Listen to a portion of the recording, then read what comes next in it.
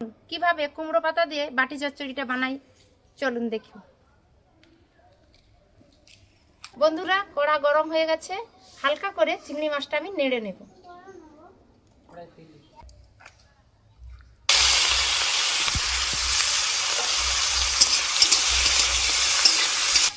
এই চিংড়ি মাছটা হালকা নাড়া হয়ে গেছে, এইবার আমি বাটিতে করে সব মাখিয়ে নেব। এই মশলা করে রাখছি।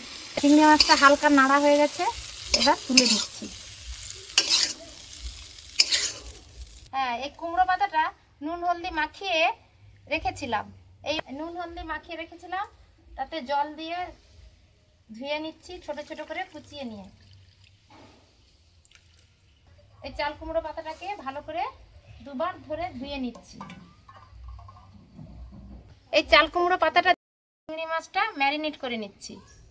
চাল কুমড়ো পাতাটা দিচ্ছি, এখানে পেঁয়াজ বাটা, রসুন, আদা, টমেটো আর সামান্য জিরে দেওয়া আছে, আর লঙ্কা দেওয়া আছে, পরিমাণ মতো লঙ্কা দেওয়া আছে। এটা এর সঙ্গে মেখে দিচ্ছি। আর পরিমাণ মতো হলদি, পরিমাণ মতো নুন। এবার তেল দিয়ে দিচ্ছি, পরিমাণ মতো তেল দিয়ে দিচ্ছি।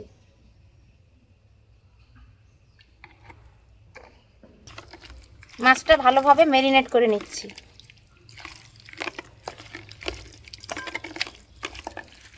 ম্যারিনেট করে নিচ্ছি, এবারে একটু জল দিয়ে দিলাম সামান্য। গ্যাসে চাপিয়ে দিলাম। গ্যাসে চাপিয়ে দিয়েছি, 15-20 মিনিট পরে আমি ওটা নামিয়ে নেব। আমার রান্না কমপ্লিট হয়ে গেছে, চিংড়ি মাছের বাটি চচ্চড়ি কুমড়ো পাতা দিয়ে। আপনারা রান্না করে খেয়ে দেখে বলবেন কেমন হয়েছে। আমার চ্যানেলকে কমেন্ট জানাবেন এবং সাবস্ক্রাইব করবেন। নমস্কার বন্ধু। ভুল ভালো হবে একটু দাঁড়াতে।